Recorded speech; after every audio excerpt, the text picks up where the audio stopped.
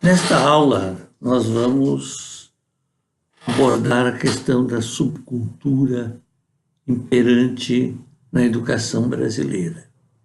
Que está por baixo, que está por trás da educação brasileira e que é produto do nosso processo de desenvolvimento social, inclusive como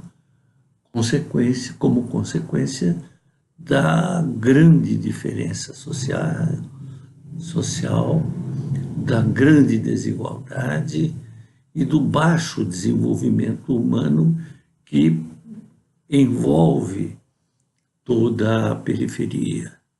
E que se reflete também esse processo subcultural também nas regiões de maior desenvolvimento, tornando-se uma verdadeira tragédia nacional, principalmente porque ela não foi descoberta até agora pelos nossos educadores, que relacionam melhoria no ensino, na educação, a construção de escolas, a metodologias de ensino, aprimoramento de didática, de livros, etc., e não percebendo que tudo o que se faz é como se estivéssemos plantando árvores em terreno absolutamente inapropriado. E esse terreno inapropriado é a subcultura que impera no sistema educacional.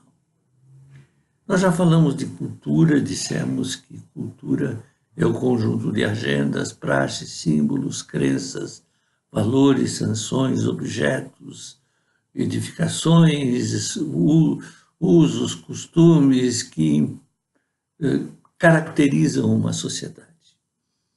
Essa cultura também se divide em subculturas. Assim, nós temos uma subcultura para a saúde, uma subcultura para o esporte e várias áreas, cada uma com a sua maneira de ser, maneira de se expressar. E, portanto, uma subcultura para a educação.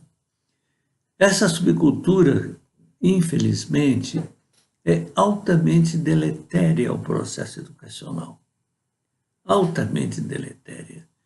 E é fruto do desinteresse que houve desde os tempos da colonização pelo processo educacional brasileiro. Nunca houve uma dedicação, um interesse para se proporcionar ao povo uma educação razoável, nem mesmo razoável.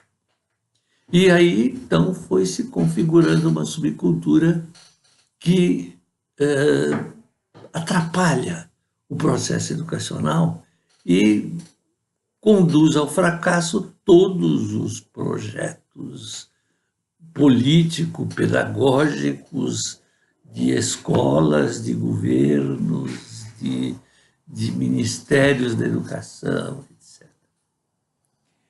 Se eu entrar em sala de aula, eu sou professor de sala de aula, e disser para os meus alunos de curso superior, na semana que vem eu não virei.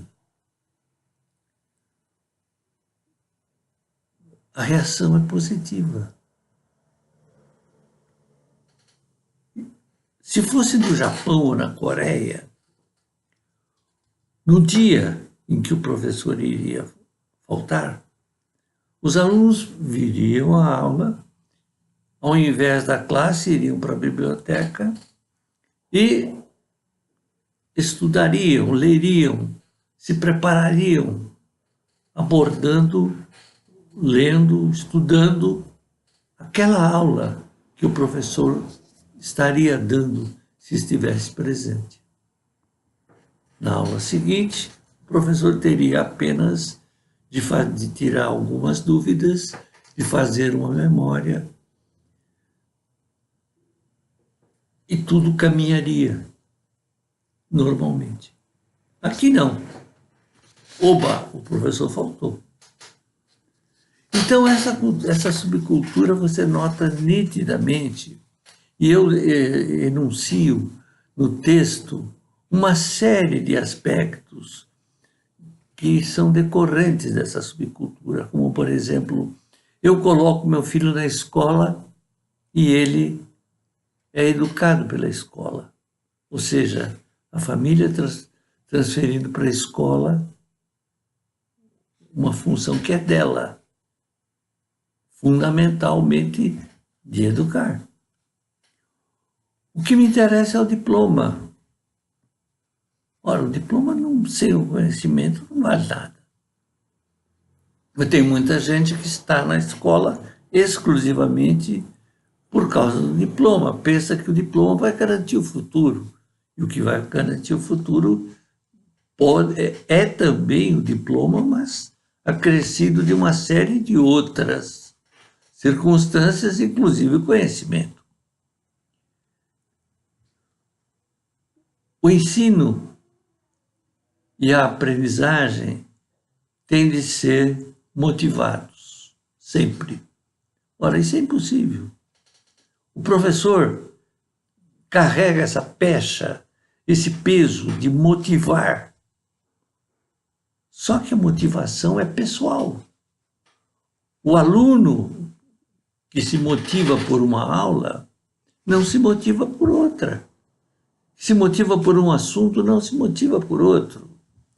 O que ele tem de ser orientado é para que, além da motivação, que haja a dedicação para o assunto lecionado, porque muitas vezes aquele assunto que lhe é lecionado e para o qual ele não está motivado vai ser fundamental ou num exame futuro ou até na carreira futura. Então, se a matéria é chata,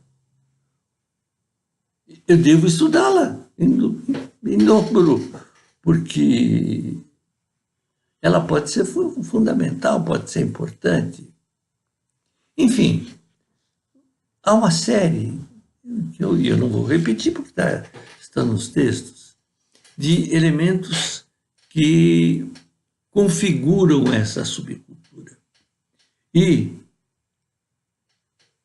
o objetivo desta aula é fundamentalmente colocar na cabeça de vocês que, se nós não mexermos nessa subcultura, se nós não trabalharmos, e quando eu estou falando, não é só para alunos, é para professores, para coordenadores, para secretários de educação, para ministros da educação, para futuros presidentes da República, que entendam que a educação é fundamental para o desenvolvimento, mas para que ela seja fundamental no desenvolvimento brasileiro, nós temos de enfrentar esse problema da subcultura.